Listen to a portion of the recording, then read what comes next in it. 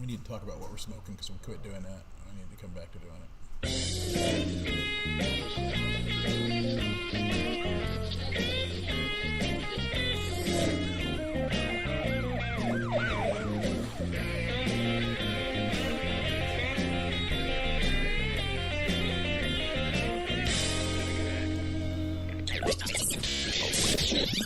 Camera. There we go. All right. Well, everything seems to be working. Wait, So it's let the me most make sure terrifying moment. I have to look at your microphone to make sure it's working. Hello. My name is Bill Garlington, Yeah, it seems to be working. and All I'm right. smoking a Alex Bradley Kitsugi. I don't know. Do you really want to talk about what we're smoking? I don't know. Because if we're going to talk about what we're smoking, I'm going to talk about the fact that I'm smoking the same thing I always smoke, an Asylum 13 that has gone up in price twice in the last 2 months. And yet you continue to smoke it Well, because this you're is- loyal and you're committed, and I this is- appreciate that about you. This is the last time I'm going to be. I think we're going to move to the other cigar store where it's cheaper. No. Yeah. No way, man. This is so close to my house.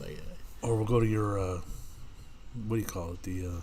The place we're not supposed to talk about. Yeah, that The place. undisclosed location. The undisclosed location. Yeah. All right, so we were talking about a couple of things before. Well, by the way, this is Jeremiah Creek, formerly Oh, yeah. the Bee Cops Guide. Formerly.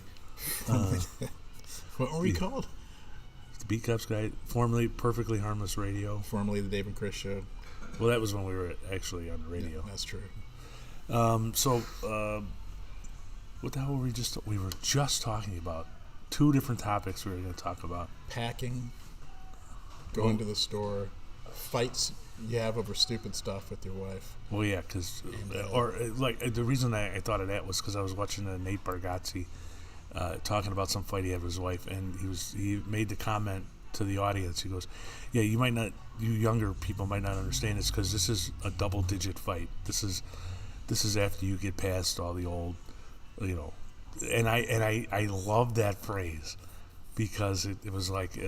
I understood immediately what he was talking about, having been married for 30 years. I knew what a double-digit fight is. Yeah. It's where you get all the real fights out of the way, and now you're just coming up with stupid shit. There's nothing left. Yeah. Everything's solved.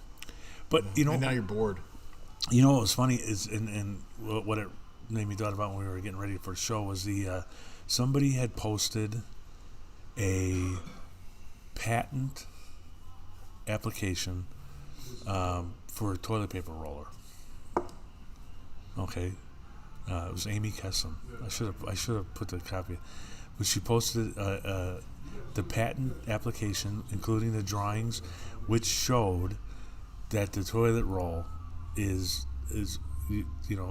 supposed to be put on there over the top, so toilet paper comes down on the top of the On the front. yeah, and So you don't have to reach all the way in the back. I mean, that inch and a half space to the well, back. no, so that it rotates clockwise as opposed to counterclockwise. And so obviously this is one of those classic fights that have gone on, and you always hear stories, which I've never actually met anybody in person that this was true about, where people say that their marriage is falling apart because of whether they roll the toothpaste tube or squeeze it, or whether they put the toilet paper on over the top or under the bottom. Those things are always symbolic fights, right? Because if you get into a big huge row with your wife about something as dumb as a toilet paper, it's not about the toilet paper. It's think about that. something else. You think that, and I No, would think that. they will never not talk about the thing. They'll never talk about the thing that it really is. It will always be in the format of a toilet paper argument, but it's never actually about the toilet paper. Okay, Unless you married somebody that's insane, but which we might both have done. well, but my point is that when I saw this posted on Facebook, I thought it was amusing, and then I looked at the comments, and the 181 comments of people arguing about whether or not this was correct or not made me think that maybe this is a fight that people are actually having. Why do people give a fuck about that? Well, okay, I will tell you right off the bat. As soon as I saw it, I had a thought that was echoed by several people in the posters, and it was immediate. I said, "Well, that's not going to work," because I grew up in a house where we had cats. I said, "That's not going to work." Yeah, but If you have cats, it's gonna screw you up. And it was echoed by several people. It's like, well, yeah, maybe that's the way they intended it, but if you own cats, you can't have your toilet roll paper that way. Because they jump and difficulties they of start, modern life. they unroll the toilet paper. It happens a million times. My cat's never done that. Not even one time. Really? Yep. Take him in there and play with him, and I bet he starts doing it. Well, I mean, yeah, if you point it out to him, Well, I mean, then he's going to go, "Oh, you want me to do this? Of course, I'll accommodate you. I'll do this." So, well, I mean, most people have cats that are just stupid and lazy like yours. my cat's not stupid nor lazy. My cat has brain damage, and Right, I'm sorry, traumatic brain injury. he has a traumatic brain injury. Because of your lack of cat ownership abilities. That's not true.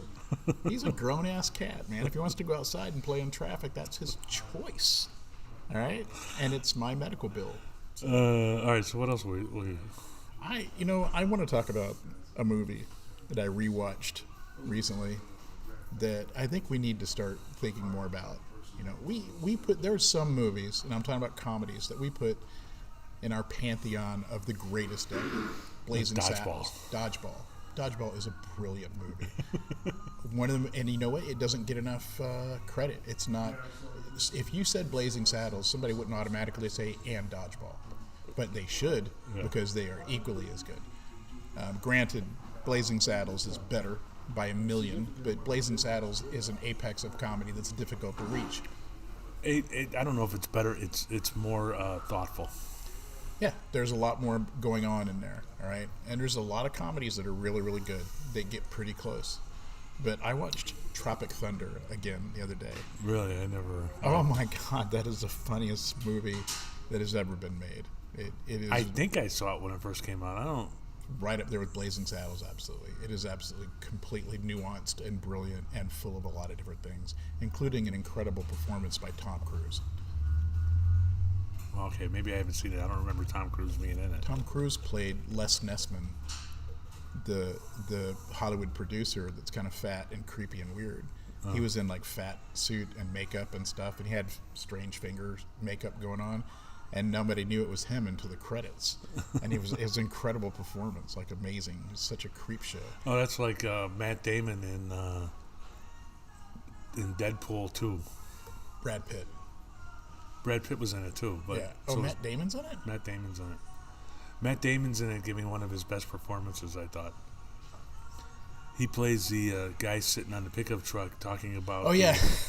the toilet paper conspiracy, which I swear to God got me actually thinking about what the hell, why do we do it that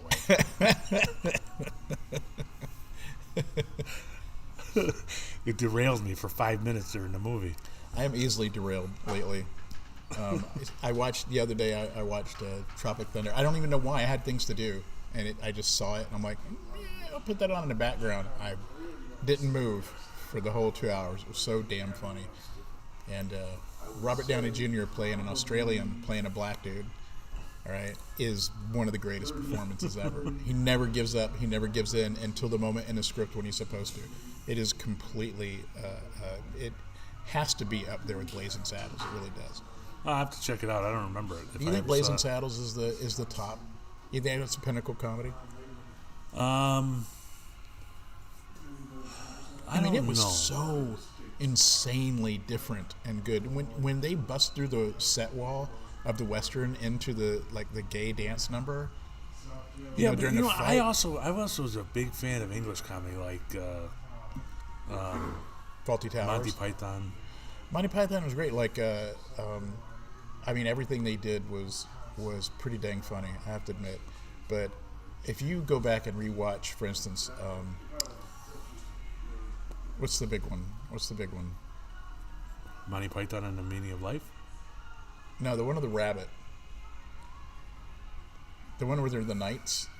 Oh, well, I'm thinking of Spamalot, but it's Monty Python, the Holy Grail. The Holy Grail, right? Yeah. So that's a pretty great movie. Yeah. But I don't think it holds up. I don't think if you put it next to Blazing Saddles, I don't think it's as funny as Blazing Saddles. I think it's very, very funny, but I think Blazing Saddles takes one step further. I don't know. I mean, I just when I look at comedy, I don't think of there as being an arc or anything. It's like everything. When I like movies, I like them for all kinds of different reasons. Yeah. I don't The know. Meaning of Life is much more up in the same realm as Blazing Saddles. The Meaning of Life was a truly brilliant piece of work. It just skewered everybody, and people forget about different parts of it. You forget about the French waiter. Everyone forgets about the French waiter segment, where the French waiter is like, come with me, and it's like that thing where somebody pulls the main character aside to give them some advice or something, but he just keeps going out of the restaurant, down the street, out into the countryside, and like 5 miles away, and he's still like, come with me. And it's just incredibly funny, and it's such a niche and nuanced joke, right? It's like you have to be a person who pays attention to that part of the movie in regular movies to get that joke. Yeah. Yeah. Well, you were talking before we started about how you and your wife look at. You start scrolling through looking for something to watch, and in the end, you end up just walking away. But and it made me think of that we do that occasionally, and we end up usually finding something that we've never heard of, and it just happened when we were on vacation. We were bored, tired, working all day, and we're scrolling through Amazon Prime and found a movie, and my wife's like, "That's weird. I've never heard of this movie before," and it started. Shit, they're cleaning the street out there. Well, they can't because we're parked there. Was there no parking there? I didn't see a street cleaning sign. I didn't either. I just bumped into some red truck and then parked. But we came across a movie that starred George Clooney, Francis McDonald, J.K. Simmons. Who else was that? These are all great people. Yeah, it was all John Malkovich. It was all these, and I'm like, I've never heard of this movie. What was it? I had no idea.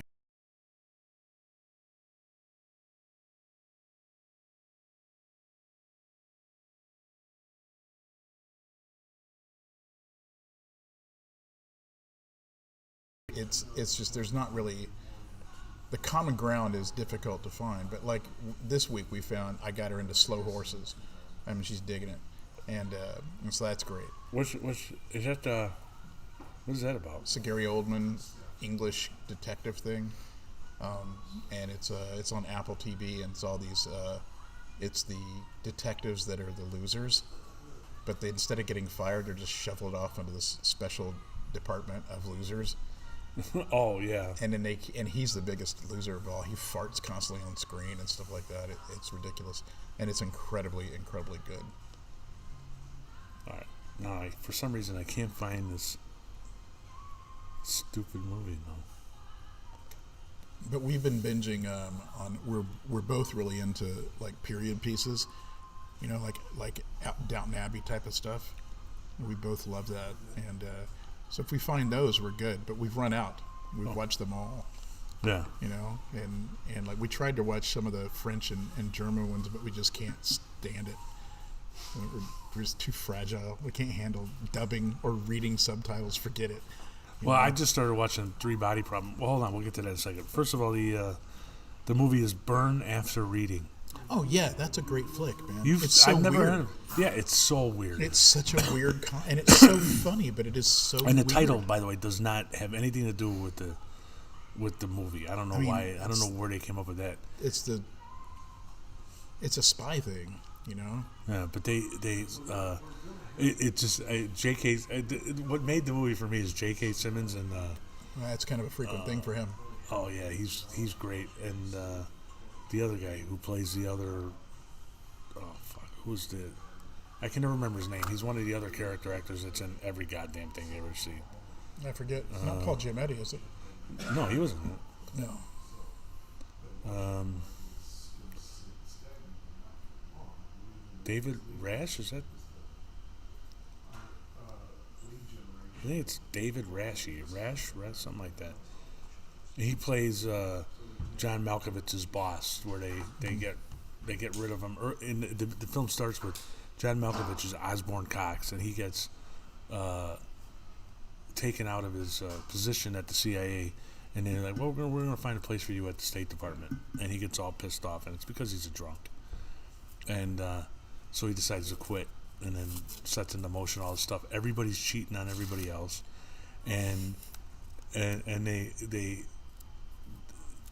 George Clooney plays, I don't know what the hell he is. He's some kind of federal police officer who is in his girlfriend, who is Osborne. It's very confusing. Everybody's cheating on everybody else.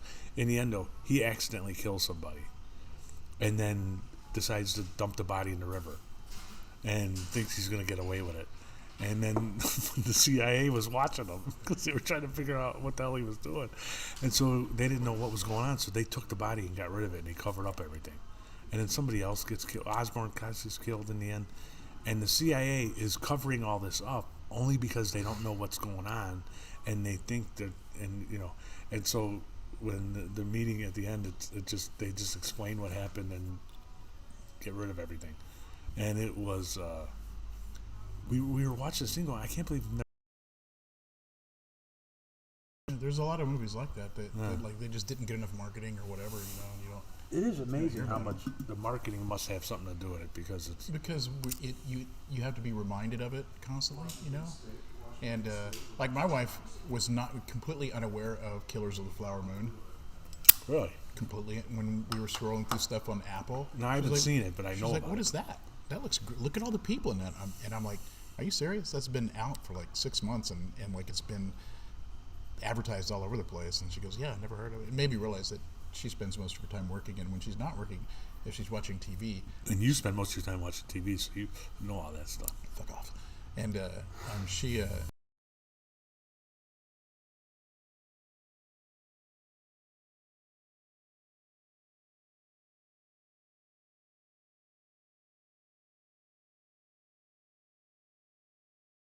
To the point where she knows everybody's names, and she watches the YouTube declinations from them.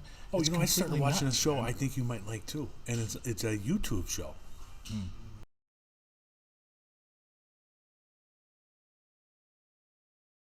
About this 16-year-old kid he's crazy, unfailingly honest, and believes it's his. I don't know if he believes this or if he just doesn't think, but he decides to solve all the problems that he comes in contact with. So some guy's beating up his girlfriend, doesn't even know him, just runs into him in the store, and the girl's nice to him for a second, but then he sees that the boyfriend's treating her badly. Then he beats the shit out of the boyfriend for no reason. There you go. And he's a 16-year-old kid, and he decides that they're going to Florida. Him and his girlfriend, who he just started dating. They're going to go to Florida to get some car his father lost, and it was supposed to. His father, who died at the beginning, says, "This is the only thing I would have had to leave you was this car, and my ex-wife and her boyfriend took it and left." So he decides he's going to Florida to get this car. Doesn't even know where it's at, just in Florida. So that's awesome. It's a cool. So far it's a cool show, and the kid, if they sort of explain why he does what he does in the beginning. Otherwise, he would just seem like a complete lunatic. But they have a couple characters in the first episode that make the point of what he's doing. That he's actually a good kid who just thinks that it's up to him to solve the world's problems.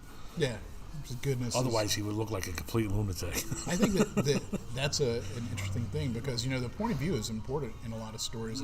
You take a lot of these things, like take a Liam Neeson movie, right? He's a lone savior with a gun, right? The gun's really important, and the violence is really important. That's how he does things. But if you watch that same movie, but from a completely different point of view, he's a fucking lunatic. Yeah. All right? If you did that movie from the point of view of, like, the guy that runs the cafe near where all the violence happens, that guy would be like when Liam Neeson comes in to get a cup of coffee, that guy would be like peeing in his pants. You're like, this guy's crazy. Shit's gonna go down. I think that would be a really cool movie.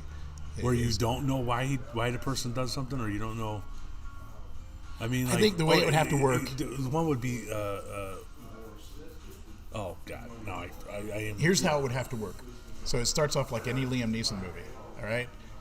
And he does a speech too. He does a speech. Oh shit! I'm gonna have to write this now. And he does a speech like, "I have a particular set of skills," right? And then and the whole scene has him ending with like throwing a guy through a window and like shooting like 12 people and rescuing like this 12-year-old girl, and gives them back to her parents. And then it's like 2:30 in the afternoon, and he just says, "All right, well, get some coffee." And he walks into the coffee shop, and the people in the coffee shop are all like, "What the fuck?" And from that point forward, the whole movie is from the point of view of everyone else that witnessed all that stuff. Yeah. Right? Or it backs up to the beginning, and it shows those people witnessing all that stuff and not knowing what's going on, And also, I think in a lot of the there's a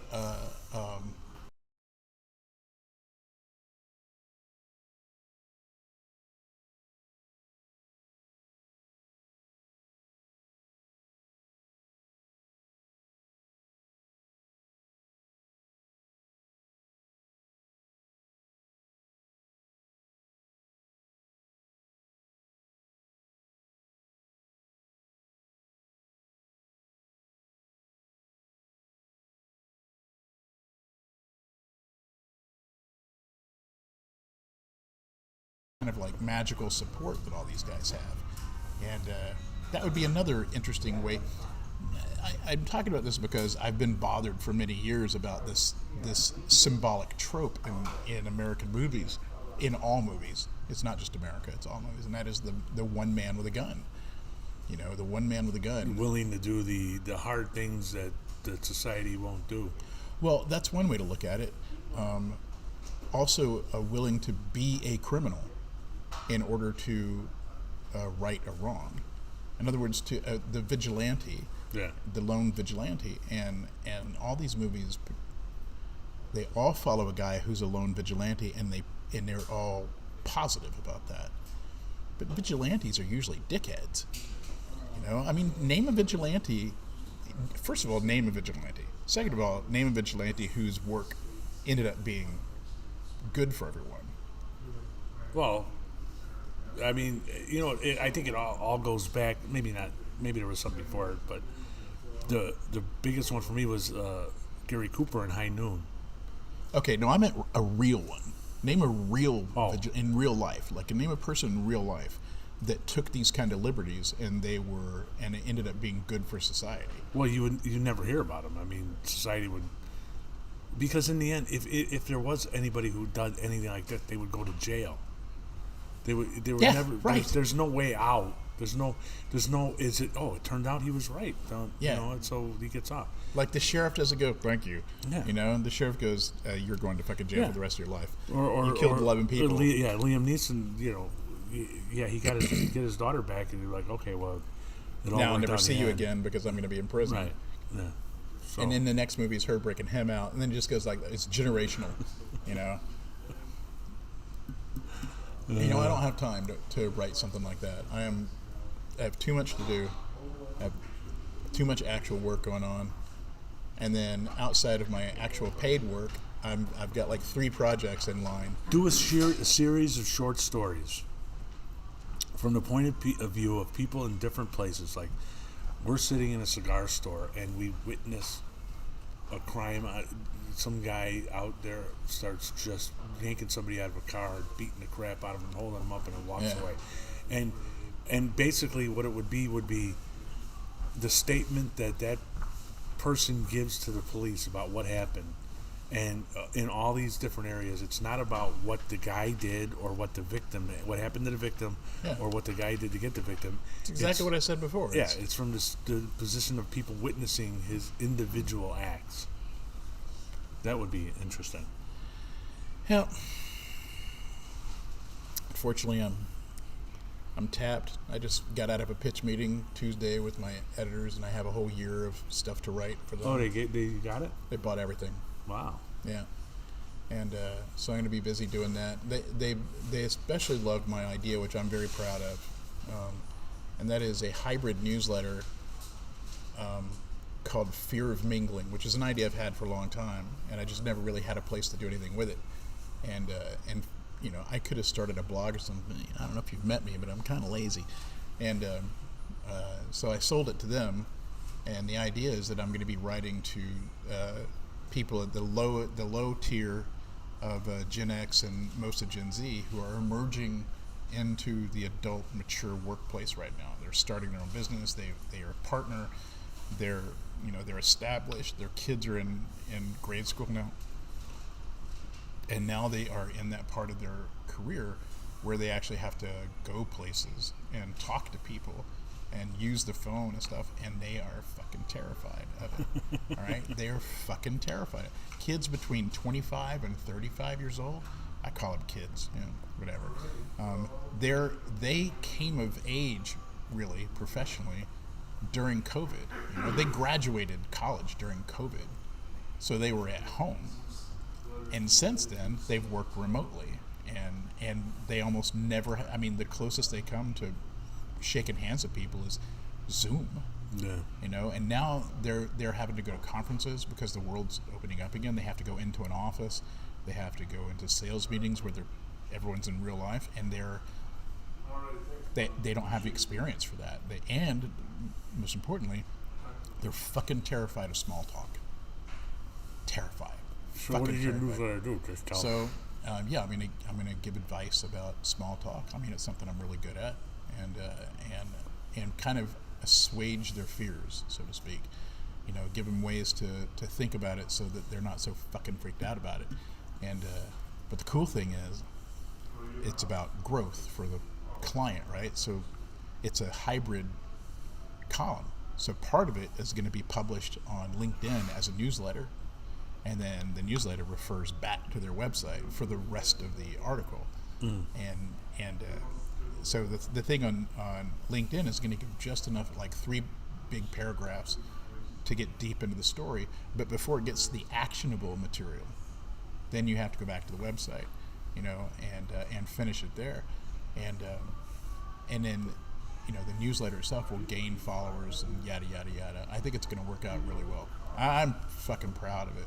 Oh, that's cool. I've been working on LinkedIn a lot lately. I got a thing I started on LinkedIn called Them's Fighting Words. I haven't used LinkedIn other than to put my profile up there. That's what most people do, right? Yeah. Where have you ever used LinkedIn to look for? Well, you never had to look for work. No. It's not something you had to do. No, but I'm thinking about, but I, want to do something remote. Well, for independent business owners, for attorneys that are B2B attorneys and for writers like myself stuff, LinkedIn can be very important if you do it right. And for years, I just considered a place that's where I keep my resume. Yeah. Right. But I recently realized that it's really more of a community than I thought it was. It's basically Facebook in a suit, and it's work Facebook is what it is. And so there's this thing called social selling where you use LinkedIn to market yourself. And so I started doing that, and I have this thing called Them's Fighting Words where I take great sentences, like, it was the best of times, it was the worst of times, and I run it through AI and see how AI fucks it up. And it does, and every single time it ruins it. Every single time it sucks all the humanity out of it and makes it the most awful thing. It's like the times are both good and bad. It's like, it's terrible. It's working really well. People are digging it, man. This last one's called Don't Dick Around with Dickens, and before that it was I can't even remember the one I did before that. Next one's going to be To Be or Not to Be. All the great sentences that everyone remembers. It was a dark and stormy night. Even the worst sentence ever, it'll fuck it up. But the whole point of it is that my selling thing is that you can't get what I do out of AI. Yeah. It's a fully human thing. All right, I had a topic. Hold on, let me look it up. I actually saved. Unfortunately, it's my comments on other people's things that get the most traction. Really? I made a comment on somebody's thing the other day, and it's gotten like hundreds of responses from exactly the kind of people I would like to reach. None of them are following through. They're all going. It's all going to this woman's. She's benefiting from it, not me, because I made a comment on her. God damn. So fucking irritating. Well, you should do one. My best comments. That's actually fucking great. That's a great idea. All right. I have a topic. All right. There was a story. Thank God. There was a story in the Tribune. I'm going to read the entire story. No day. I'm going to it's go to the only- bathroom now.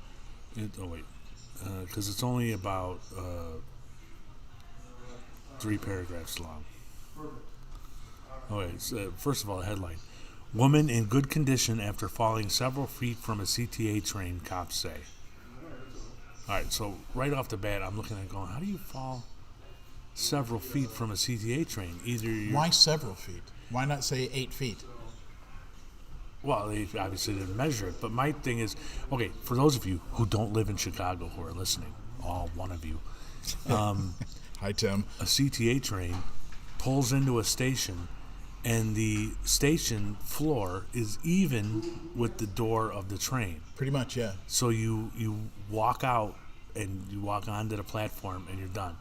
Yeah. The only way you don't to have to step fall, down or anything. You walk right out. Yeah, the only way to fall several feet from the train would be if the train was not lined up with the station properly and then you fell onto the tracks, or if the door opened on the opposite side, because doors open on both sides depending Right. on which side the station. And you got out accidentally. Yeah. Which would seem to me to be a bigger story. Yeah. Woman narrowly avoids third rail death. Exactly. So anyway, so I saw that and I'm like, wait a minute, I don't understand how that could happen. So then I started reading the story. It's only 3 paragraphs long. A 35-year-old woman was reported in good condition after she fell several feet from a CTA tracks overnight on Lake Street in the East Garfield Park neighborhood, Chicago police said. Shortly before 8:45 p.m. Tuesday, the woman was attempting to open the door of a moving train in the 3100 block of West Lake Street when she fell onto the tracks and then fell another 15 or 20 feet and landed in the bed of a pickup truck underneath, police said.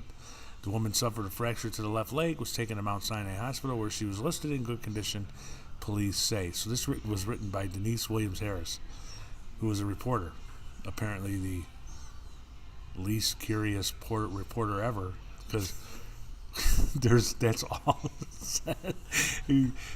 I mean, it's not even so much that she doesn't know why a woman was trying to open the door of a moving train. Mm-hmm. I would have understood if she said, well, we asked why. We don't know. We could not get a reason why from either the police or the passenger or the CTA. But it doesn't even say she asked, which is what annoyed me right off the bat. It was like, and maybe she did, and that's just extraneous. She didn't. You know. I can tell you how she got this story. All right. I don't know if they still call it this, but we used to have a thing in the newspaper called the police blotter. Yeah. Yeah. And it's basically the police send us, all the incidents that they had. Right. You know what I mean? It's the print version of listening to the. It's just like a press release that they. Yeah, and it's there's not much in it. There's less than was in that story. All right. So first of all, so that was right away. I'm like, oh well, this story. It's like I would like to know more about this story, and then, okay. And here's also the reason why I read both. I read the Sun-Times and the Tribune. So, when I saw that, I saved it, and I'm like, oh, we got to talk about it because this is a stupid story. But then I went to the Sun-Times, and there's also a story about this incident. Oh, no. In the Sun-Times, so I just wanted to compare the two. I'll try not to read the parts that are the same. But first of all, the headline: Good Samaritan helps rescue woman who fell from a moving Green Line train, according to the CPD. So right off the bat, the two titles are different. It's the same story. Point of view, man. Point of view. All right, yeah. All right, so okay. Now their story is 5 paragraphs long. So I'll just read the whole thing. A 35-year-old woman broke her leg while being rescued after falling out of a moving CTA Green Line train. A Good Samaritan who saw a woman open the doors of a moving CTA train and plunged to the elevated tracks stepped in to help her Tuesday night on the west side. All right, so what do you think he did? Just right off the bat after hearing those 2 paragraphs. I can't imagine. I don't know. All right. At 8:42 p.m., the 35-year-old Green Line passenger wanted to make her stop. So she pulled the manual door release of a moving train and fell onto the tracks in the 3100 block of West Lake Street in the Garfield Park neighborhood, police said. A witness pulled his pickup truck underneath the tracks, and she was able to jump down another 15 to 20 feet into the bed of the truck, police said. She suffered a broken leg. Ow. Why didn't they wait for emergency vehicles or something? Well, Because she'd be hit by a train. okay, so now, again, you would think that they would explain this more. I mean, I have a visual in my head, but if I was writing the story, I would have thought, okay, you should explain some of this shit. So my first thing was, knowing that I've ridden a CTA train for 50 years, as soon as I saw that she wanted to make her stop, I understood a little bit of what happened. First of all, obviously this is a person who does not realize that there's anybody else in the world Right. except Right. her. Yeah. So right off the bat, you know that. And she wasn't paying attention to stop. I've done it a million times. Right. Until you realize the doors are closed and the train's pulling away. Oh shit, that's my stop. Yeah. So what most people do, and for those of you who don't live in Chicago, the one guy, Yeah. you the next go stop. to the next stop. It doesn't cost you any money. It Yeah. just costs you time. You have to just go to the other side of the tracks, catch the train coming back. 15 One minutes, stop, you're done. And you learn a valuable lesson about paying attention. And what this woman did, though, was obviously, oh, shit, that was my stop. And so you jump up. There's an emergency thing that you can pull. The only thing I can't figure out is, obviously she jumped up, pulled it while she was still in the station, and as it was pulling out, but by the time the doors open, because there's a delay, maybe she had gone past the end of the station. Yeah. But then why would you exit the vehicle at that point? She was probably leaning against the doors while she's pulling on that thing. And when they opened, she fell out. Okay, I suppose that's true. That could be true. Or the train jerked to a stop, the doors open, and she tried to get out to walk back, thinking she could walk back to the station, and found out there's nothing there. Well, there actually is. I mean, there is. You can do that. It is possible, but you have to climb down a ladder. You can't just jump out, because unless you drop straight down. Not to mention the fact she missed the third rail. But anyway, so Well, if she's on the elevated thing, that would be hard. It's hard to hit the third rail. But I would love to talk. And here's another thing. Why wouldn't the reporter find this out? Wouldn't you love to talk to the guy in the pickup truck? Yeah.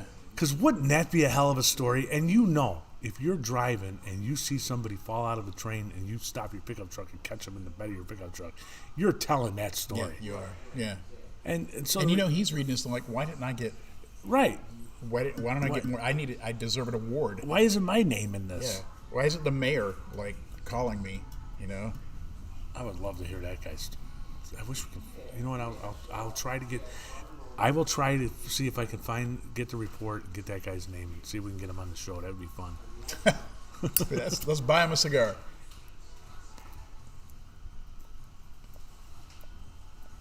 But anyway, I saw that story, and it drove me nuts of all the unanswered questions. I'm just surprised more people don't have accidents in the CTA. You know, of all the things in the world that are just incredibly safety proofed, right? Idiot proofed. The stations in the L still are just they're pro suicide is what they are. They promote death. I had a guy he dropped his cigarettes on the train tracks, decided to jump down and get them while the train was entering the station. Did he get hit? Oh yeah. Oh no! He was in between the train and the station, in the platform. Oh, did he die? Yeah. Yeah. Okay. But he had time to explain why. No, he just had his cigarettes in his hand, and the witnesses. Oh my God. You know, it was interesting. It really, to me, showed the durability of the human body, because even though he was pinched, Yeah. the skin did not separate, so it wasn't a very bloody mess. Weird looking once they got him out. Damn.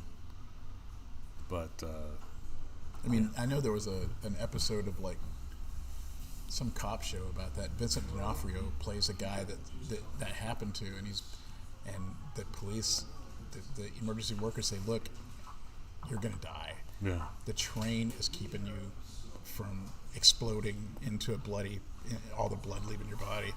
There's no way we can prevent it. You're only conscious out of pure luck." They go, "You're about to die." And he goes, "Can you get my wife and kids here?" And they bring his wife and kids, and he gets to say goodbye to them. And then wife and kids leave, and they move the train, and he just, so... I've heard stories like that. I've heard there was somebody, same thing with a truck or something like that. And I always think, like, the guy'd be like, can you just get my wife so I can say goodbye? And bring the wife, and then he goes, "This is your fault." Yeah. What the fuck are you doing? I have to take the kids to soccer practice, and I'm here talking to you. No, I mean for the guy to say to his wife, Oh. "This is your fault.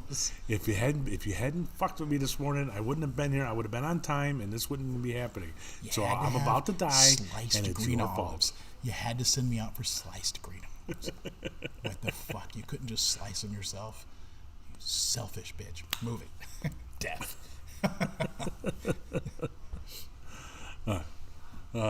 So wait, do we have any other topics? I mean, we can think up topics, I went to Tennessee. I had a fun drive. Yeah, and so right now, to me, it seems like all you did was drive down there, get out of your truck, get back in your truck, and drive back. No, we went down on Thursday, and we took a trailer load of stuff, because that's my thing now for my plan is to do it basically once a month.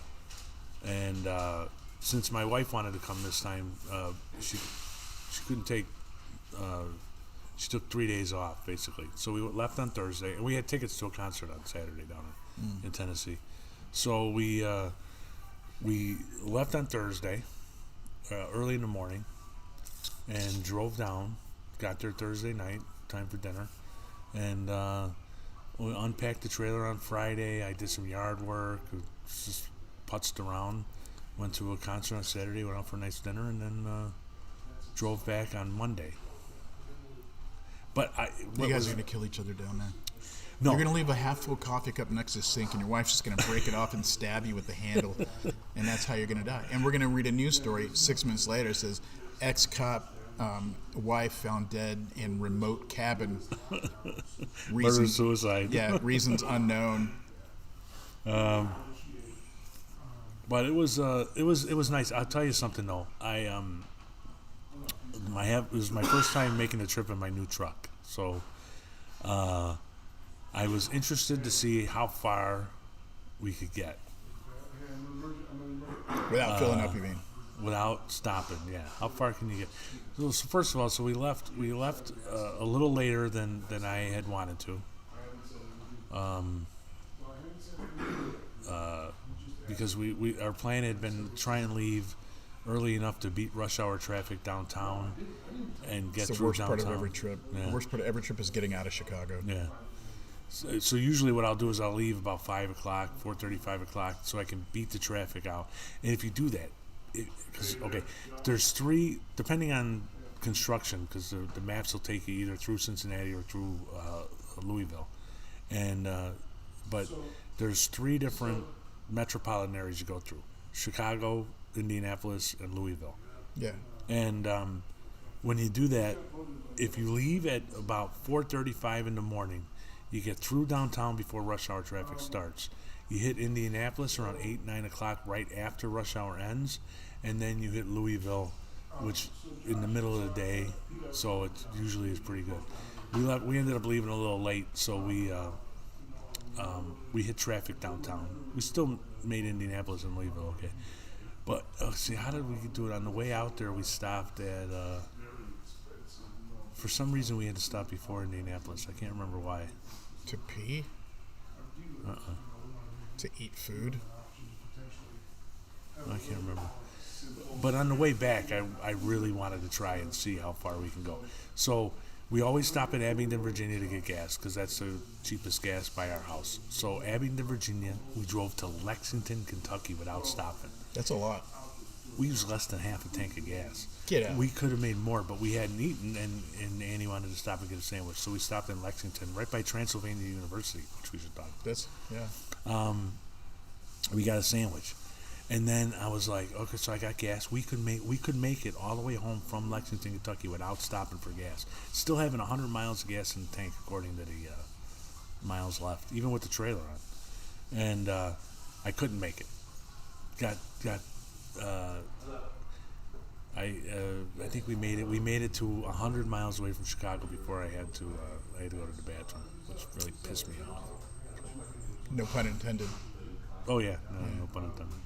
So, That's like electric car mileage. but you could drive in this truck. You could drive from here to there and stop only one time for gas, if your bladder can handle it. If you're which So my wife's like, so I was telling this to my wife, and my wife, who, after you've been married 30-something years, she goes, please don't tell me that you're going to bring a bottle next time. it's a gravy boat. I said, well, why not? I've never done that. Neither have I. I've never. I can't imagine how you would. I mean, you'd have to have I can't use a water bottle. I'd have to have a bigger. The thing is that who is that multitaskable Well, truckers. and precise? You know, I mean, Well, you that's have what I'm to- saying. You You have to can't keep be steering. precise. You have You to keep can't- steering. You can't be precise. Yeah, I mean, if you really think about it, there's a lot going on right there. There's a lot of opportunity for failure. You know, Well, yeah, but if you're by yourself, you can do it in steps. just You I know, you feel go like zip, and then if you're a passenger, it's no big deal. But if you're the driver, yeah, but that's uncomfortable for the driver. especially if it's a girl, Maybe you can get something that you can strap on before you leave. those Just things in do plan. exist. I mean, we've all seen the whole 9 yards, right? Is that the one with Burt Reynolds where he wears that?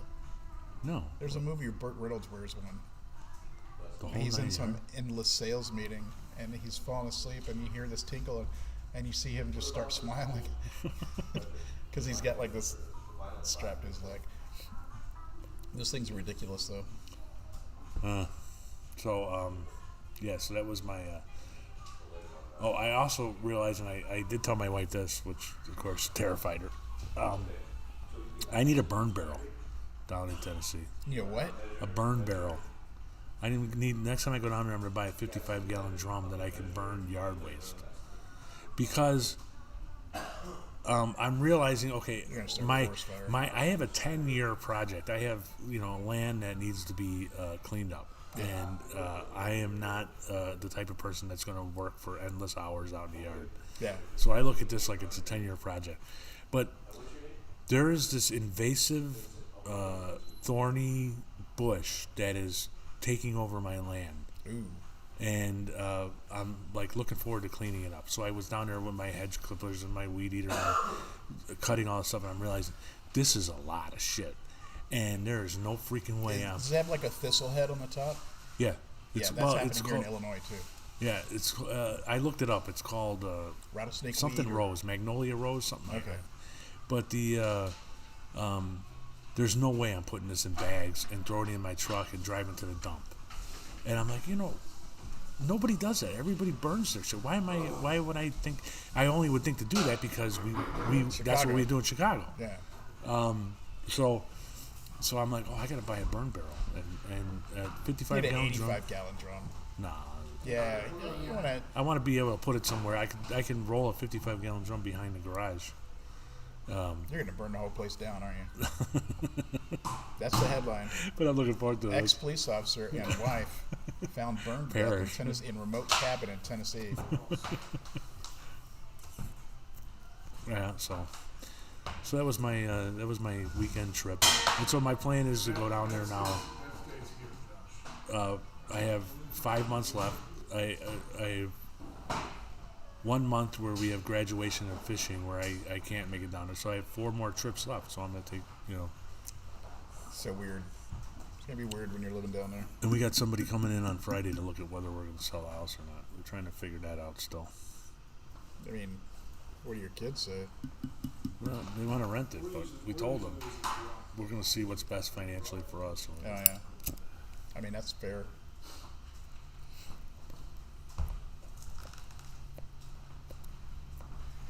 I would much rather not have any mortgage or bills anymore. There goes a street cleaner again. Yeah, I I'm a know. little worried. Just wandering around. Yeah, it's just like, where do I clean? Everything's so pretty. There's all kinds of cars parked out here. What's the truck behind him? That's the ticket truck, isn't it? Oh, fuck. Did I get a ticket? Why didn't Lubin tell us? Lubin should tell us. Street cleaning. Lawyers. Is it street cleaning? As our attorney, you're supposed to inform us if it's street cleaning if we park on the street. Where's the retainer for that? I didn't see any Yeah. signs. Where's the retainer for that? Where's my retainer? I mean, He works for cigars. it's exposure. It's exposure, Lubin. He's already exposed himself too much. He's got too many There kids. was a lawyer named Rex who was small in the organ of sex. When charged with exposure, he said with composure, what is it? The numinous non-curate lex. Oh, look, a smarty joke. You know, speaking of lawyers, I got an attorney. It's a lawyer joke. speaking of lawyers, You know why you trust a chicken? when we were driving down on Thursday, when we were driving down on Sorry. when we were driving down on Thursday, now I have XM radio, right? So I was listening to my normal music or podcast or whatever, and I said, "Well, I'm gonna check out XM radio while we're driving." So I turned on Fox News right as the Fonnie Willis hearing was starting. So we're driving down. We could not turn it off. It was insane. Yeah, it was. That's an interesting thing to have watched, and you know, depending on your point of view, what you think about it is. Well, I'm sure lawyers were interested in it, and as a police officer who's testified a million times, I'm listening to this going, "Holy fuck! I would never get away with saying this shit in court. How did this happen? How is this judge allowing this?" And then when I saw we were listening on the radio. Was it court or was it a committee thing? No, it's court. It was a hearing in court. Okay. And I was hearing it on the radio. I was just hearing the audio. Later on, we saw clips of the video. Yeah. And you can see her attitude. You could hear it a little bit in the audio, but you couldn't see it as Oh, yeah, much. she was almost snarling. Yeah, and That's a good question, though, Dave. How come the judge let her keep going? Because the stuff she was saying was not part of. I've heard theories. I would love to hear Lubin's theory about this, but I don't. He probably didn't watch. Who? Well, the lawyer we just fired. I don't know. From I'm our not personal gonna- lawyer I'm that we gonna just rehire fired. him. Do we have? How much exposure do we have left? What's our exposure budget right now? I don't know. That's all I fucking work for. But it was. I was like, I couldn't believe that the judge was just letting her just rant and go on crazy on this, and then it was like, I was telling Annie, I'm like, maybe he is. Maybe he realizes that he is going to throw her off the case, and so he's just letting her go so that she looks crazier and crazier and crazier. No, it's a weird thing because judges are very protective of their decorum of their courtroom, and decorum is a big deal. But more importantly, they're protective of the information that is released in the case, and it has to be.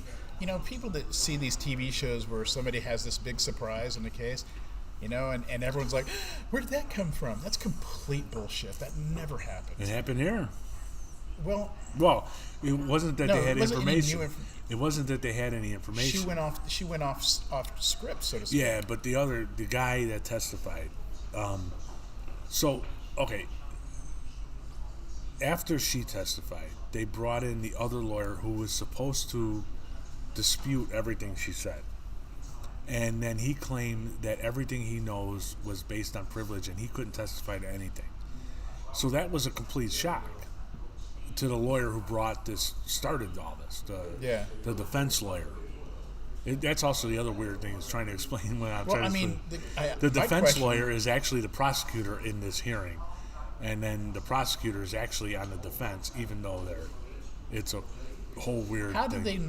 How did he not tell them during discovery or during deposition what he was going to do. Like if he goes off his deposition, a lawyer would stop him immediately. Well, they had like a chart. Yeah, and that's what they did. And Okay. and so what But they should happened? have stopped her too. What happened was she had conversations with him. She had text messages with him, and she was under the impression that he was going to say what he knew about their relationship. And then, so they have this whole hearing, and then they call him as the coup de grace. He gets on the stand. He goes, "I can't talk about any of this shit. It's all privilege." Somebody paid So him now they're all in waiting because the judge has. Then they found out he lied about something. So now the judge is like, "Well, we're going to have talks in chambers about what the hell privilege actually means." And so But to get back to her emotional, it wasn't even testimony because it's not part of the case. Her opinions and everything aren't really part of the case. no, I mean they would ask her a question and she would go off on all kinds of tangents. Yeah. It was like our podcast. Yeah, now it makes me want to watch it. I wish I wasn't so busy the rest of the day. I'd like to watch that. But that is an interesting question. Why did they let her do all that? Was that how she was in deposition? Is that, was she? Well, she didn't give a deposition. She wasn't going to testify. No, they're not going to put her in court without a deposition first. That's how. They originally were making motions that she should not have to testify, and then this is all part of it. This is a hearing as to whether she should be thrown off the case. So there's no depositions, other than there's filings, there's interrogatories, there's a couple of things they did on paper. But And what's the case?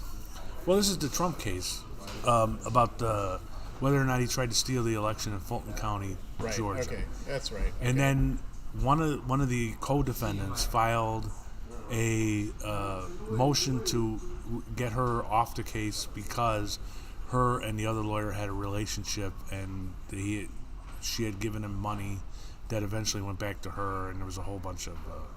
So we're going to see a made-for-TV movie about this. I can't not imagine how there couldn't be.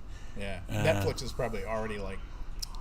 It was, but so basically what happened too, and that's the other thing is like you listening on the radio with the people describing this while they interviewed the boyfriend first. This is the lawyer who was a special prosecutor who got hired and was paid $250 an hour to be a special prosecutor on this case with no experience as a special prosecutor prior to this,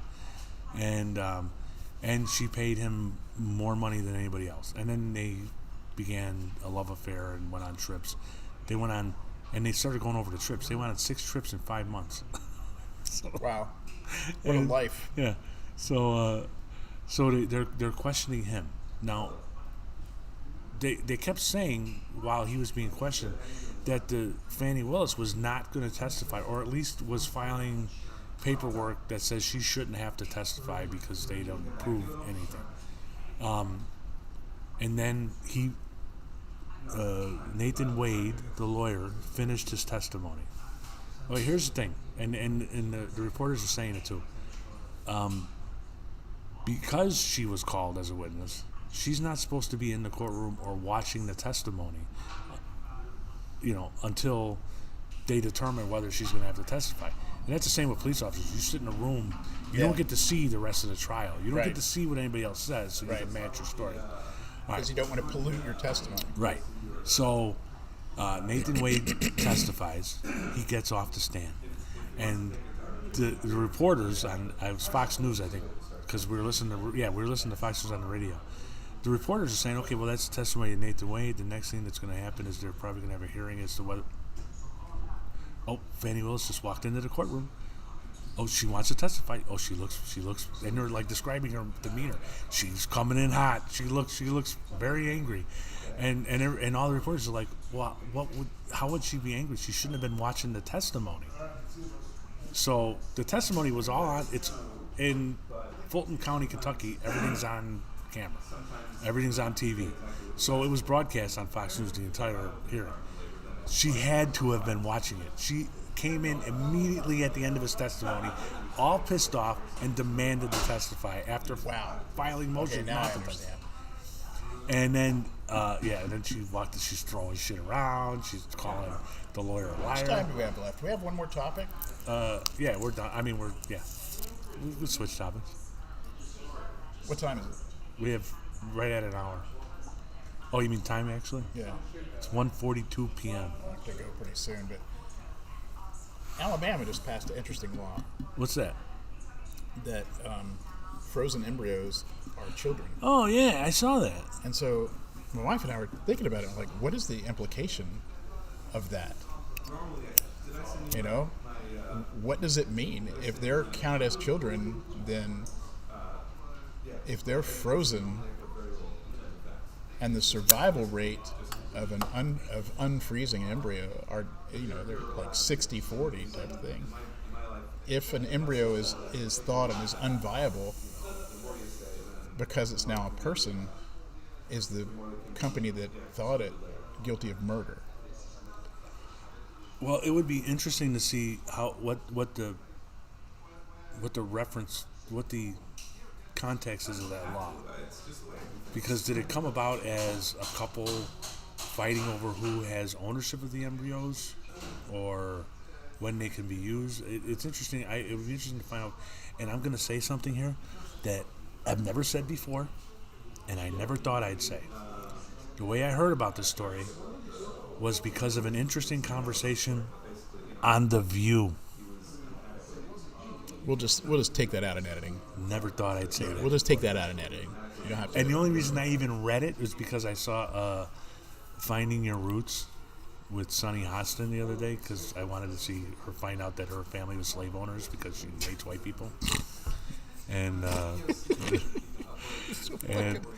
and my it was the God. first time I ever paid attention to Sunny Hostin, other than clips on TikTok of her. Thank being God I don't know crazy. who that is. So to go back to the law, Turns out she's pretty hot. So the implications are interesting because if a frozen embryo is a person, right? If they're considered actual children, then because they're frozen, are they being abused? abused? Frozen solid. They're being preserved, not abused. If they're a person, that's not how a person lives, But I mean- if they're not fertilized, then I understand that. Now you're starting to get there. They have the ability to be a person. Okay, I haven't read the law yet. So, But the headline is that the Alabama said they are persons. So you would say that if the way you're thinking, the choice is either you freeze them, which is abuse, or you don't, which means they're dead. The ones that are already existing. So you can either abuse them or kill them. Is your point of view? First of all, I don't actually believe that. I'm trying to think of the implications of the law and what it means. What if they're considered a person? What responsibilities are owed to them by the local government, by their parents, and by the people that have them frozen? What does it mean if they're considered a person? Well, when I first saw, I did not look into it at all. So my first thought was in the story was Are they going to be counted in the census? Well, no. If they're considered a person, I think I bet you the content. Like I said, I haven't looked into this. Yeah, now but I have to read it. I have heard stories about this coming up in divorce cases, specifically, and basically who owns the embryo, who can finish the fertilization task, and then who's the support. as a liberal, my first thought was this is about abortion, but maybe it's not. I don't think so. Yeah, maybe you're right. It's about that kind of thing. That's the only time I've ever heard context where this has come up in court cases. But if they consider them a person, what does that mean for a thing like that? Like, who owns it? What does that mean? Well, okay, if you freeze your embryos, and in a lot of cases they freeze the sperm, and the idea being that at some point in the future you want to have kids, usually it's people going through in vitro fertilization, and they do several of them in case the Right. first one doesn't work. Right. So then all of a sudden your marriage breaks up, and the mother decides, well, I still want a child, and we have all this stuff, so I should be able to do it. And then if it works, then all of a sudden she says, well, you should pay child support because you are the father of this kid. And that's where I've seen the arguments come up before. So that's the only reason I could think of in the context of passing a law. It says, well, wait a minute. If you started this process, then you are responsible for the process to the finish. So if you decided you wanted to freeze your sperm and your embryos, and then your marriage doesn't work out, or you decide you don't want to do it, but the mother does, then yeah, you still owe child support. That's the only reason I can think of for this law. Wow. That's fucked up.